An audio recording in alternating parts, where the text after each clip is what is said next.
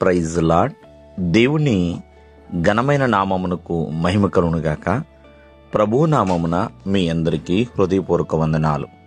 ఈ ఉదయకాలము దేవుని వాక్యాన్ని విందాం. కీర్తనలు 23:5. నా శత్రువుల ఎదుట నీవు నాకు భోజనము సిద్ధపరచుదువు, నూనెతో నా తల అంటియున్నావు, నా గిన్నె నిండి పొర్లుచున్నది. ప్రియమైన వాళ్ళరా, ఈ దినమందు మనం ఆలోచించేద్దాం. ప్రతి ఒక్కరమ్మ కూడా ఇక్కడ భక్తుడైన దావీదు తన జీవితంలో జరిగిన విషయాలు ఇక్కడ పంచుకుంటున్నాడు. నా శత్రువుల ఎదుట నీవు నాకు భోజనము సిద్ధపరచుదువు. నిజమే, దావీదు జీవితంలో ఎంతోమంది శత్రువులు ఉన్నారండి.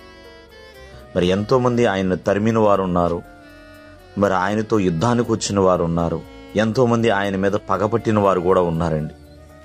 మరి అటువంటి సమయాల్లో మరి దేవుడిస్తున్న చక్కటి వాగ్దానం ఏంటంటే, ఆ శత్రువులు ఎదుటే ఒక భోజనాన్ని సిద్ధపరుస్తున్నాడు. మరి నూనెతో నా తల ఇంటి ఉన్నావు. నిజమే, దావీదు తల మీదకు దేవుడు అభిషేకాన్ని ఉంచాడండి. అభిషేకించాడు దావీదుని. తైలపు కొమ్ము తీసుకుని ప్రేమైన వల్లరా ఆనాడు సమూయేల్ని దావీదు మీదకి వచ్చినట్లుగా దేవుడే సిద్ధపరిచి నడిపించాడు. సమూయేలు లే, నేను కోరుకున్నవాడు ఇత్తడే అన్నట్లుగా. ఎందుకంటే మరి అలాగా దేవుడు సిద్ధపరుస్తాడు, అభిషేకిస్తాడు. అంతేకాకుండా దావీదు యొక్క గిన్నె నిండి పొర్లుచున్నది. ఇది ఆశీర్వాదానికి సాదృశ్యము. ఎందుకంటే ప్రేమైన వల్లరా అంతగా దావీదు ఆశీర్వదించబడ్డాడు, అంతగా. కావున దేవునికి అసాధ్యమనేది ఏమైనా ఉందంటే ఏమీ లేదండి.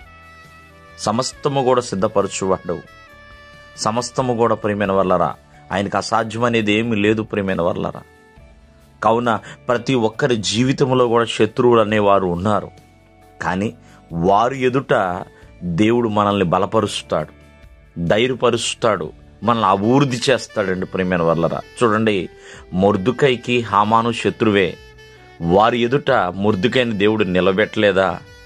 చూడండి, దానియేలుకి, షద్రక్, మెషక్, అబేద్నెగోలకి బబులోను సంస్థానంలో చాలామంది శత్రువులు ఉన్నారు. వారి ఎదుట వారు నిలబెట్టలేదా? అలాగే ఐగుప్తు దేశంలో ప్రేమైన వల్లరా ఫరోను ఎదుట యోసేపు నిలబెట్టలేదా దేవుడు?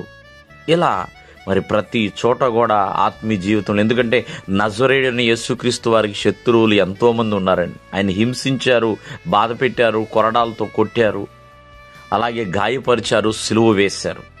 అలాగే యేసుక్రీస్తుని నమ్మిన వారికి కూడా శత్రువులు ఉంటూనే ఉంటారు. అయినా దేవుడు వారి ఎదుట బలపరుస్తాడు, మనల్ని ఆశీర్వదిస్తాడు, అభిషేకిస్తాడు, ఘనంగా నిలబెడతాడు. దేవుడు మిమ్మల్ని ఆశీర్వదించునుగాక. ఆమేన్.